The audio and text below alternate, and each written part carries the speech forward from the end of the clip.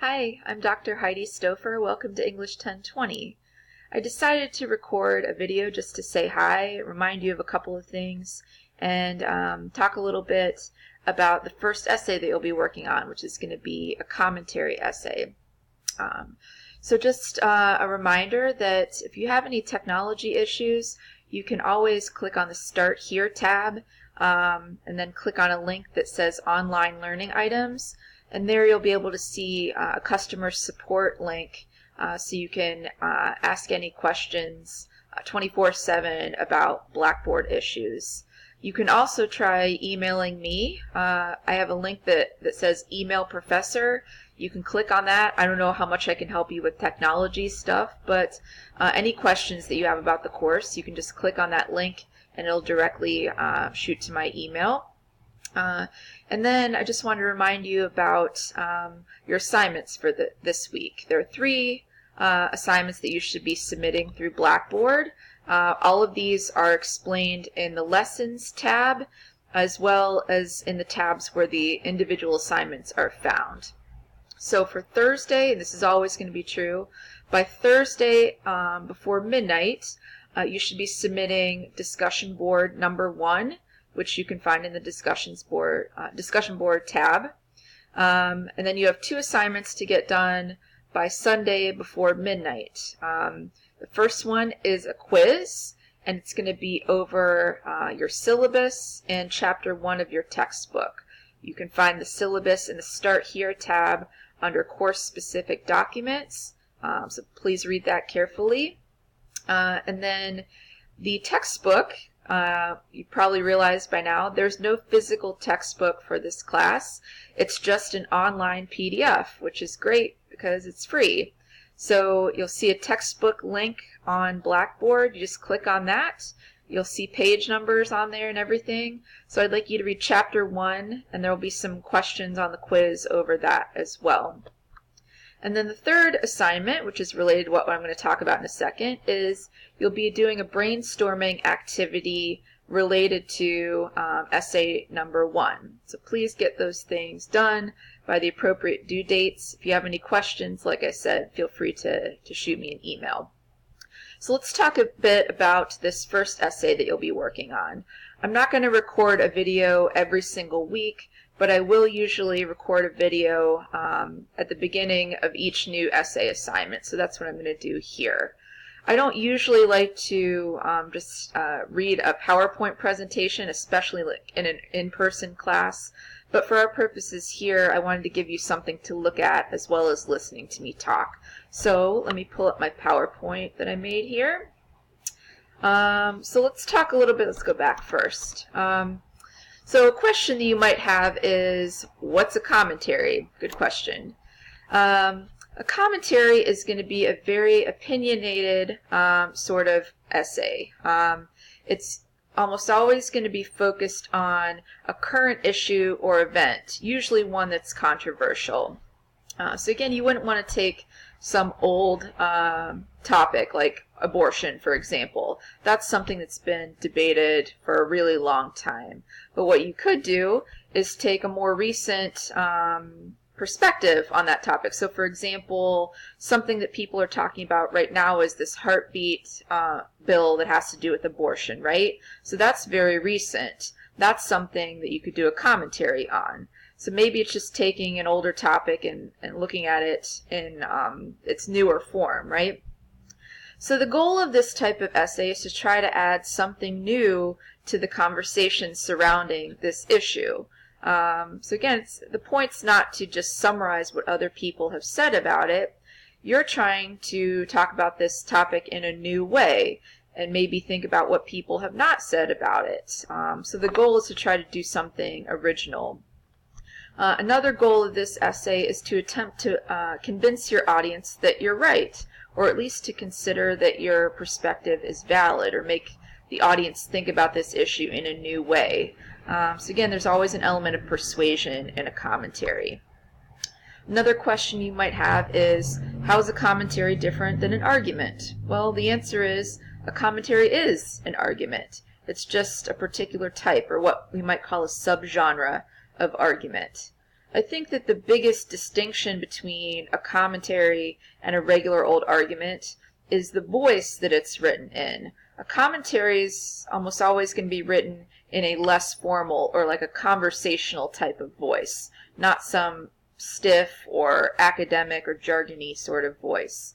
So again, I posted on Blackboard in the tab labeled Readings an example of a commentary essay called When May I Shoot a Student? So take notice of the voice that he uses to write that essay, because that's something that's really common in most commentaries. The other difference is that commentaries use usually different types of evidence to support their points than a general argument does. While a general argument might use more research, like statistics or quotations from other people, a commentary is generally not going to use outside research. It's going to be stuff straight from your own brain. So support that you might use for a commentary would be things like personal experience or observations that you've made or that you've heard about, real life examples, but mostly your common sense reasoning as to why you think what you do, giving logical reasons why you believe something. Another question you might have is, where do we see commentary used in real life? Well, I think we see it all the time. We just don't necessarily call it commentary. So you've probably heard of some of these terms like editorial or op-ed, which means opposite of the editorial page, letters to the editor. These are all things that you see, especially in print, but in things like newspapers, magazines, web pages, all these things where people are giving their opinions on some topic. More recently, what we're seeing is people using social media as a form of commentary. So things like blogs, but maybe even things that you use all the time. These social media platforms like Twitter or Facebook or Instagram. It's mostly people just giving their opinions about things. Again, we don't usually call it commentary, but that's really what these people are doing. And then also you see on TV and the internet in general what we call commentators. These people who it's their job to give their opinions on some sort of subject. So probably the most common areas we see this are in politics and in sports. So with political commentators, you see them, talking about social issues, talking about things as far as these different political parties. So people like Rachel Maddow, Tucker Carlson, they're examples of political commentators. Maybe even more frequently we see this in sports. So if you ever watch ESPN, there are tons of shows where people are just giving their opinions about sports, whether it's athletes specifically, about particular games that just occurred, about the sport in general. They may be debating about who's the GOAT in a particular sport. But again, all of these are forms of commentary that we hear about all the time. So let's talk about what your commentary should contain. I said here that a commentary can take a lot of different forms. Commentaries can end up looking really different, but they all kind of have certain elements that make them fit into that genre. So what I also said here is that I wouldn't think about these parts as being only one paragraph each. The exception might be your intro and your conclusion. That should really be only one paragraph each, probably, just for the length of this essay. And again, you can see information about the page length and stuff like that. If you go to the Essays tab in the Essay Number 1 folder, there's where you'll see the assignment sheet for this essay. But I said here, think about these parts as sections. You may have multiple paragraphs on a particular section. It just depends on how much you have to say about that particular aspect of the paper. So first section of the paper, again, probably this should be one paragraph only. But this intro should contain a lot of the same things that really any intro should contain. It should immediately engage the reader by introducing this issue that you're going to discuss. It should give a brief discussion of why this subject is relevant today. Why is it controversial? Why are people talking about it? Make it clear what your angle is on the topic. And again, if you hear this noise in the background, that's my cat sneezing like crazy. But again, make it clear what your angle is on the topic before you get to the thesis. Like, how do you see this issue differently than maybe other people have?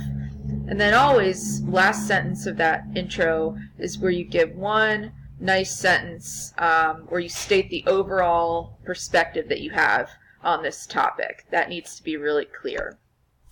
So the section following your intro, and again, this can be multiple paragraphs, is where you give some background or discussion about the topic.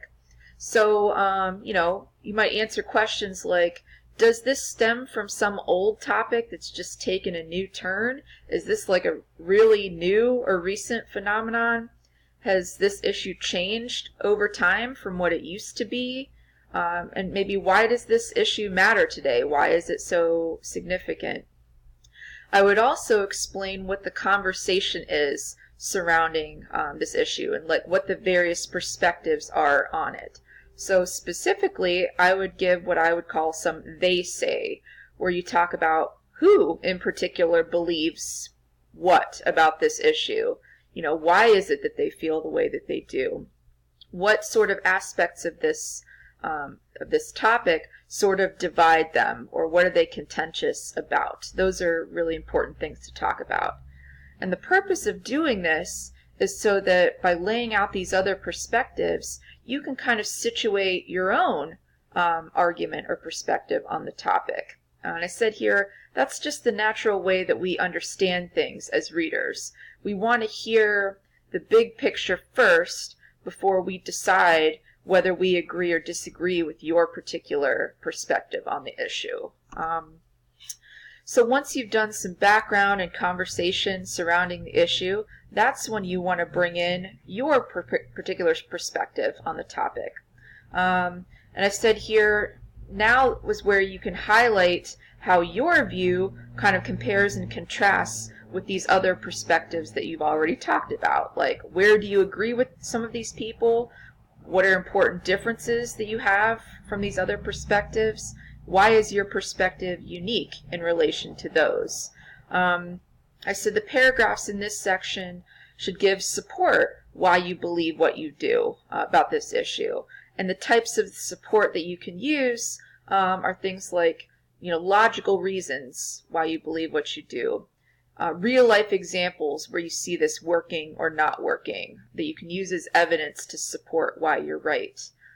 What observations have you made personally, or what things have you heard about as far as this topic that help convince you that you're right? So again, I think this section of the paper is going to be really, really important, and where you might want to give multiple paragraphs to lay this out.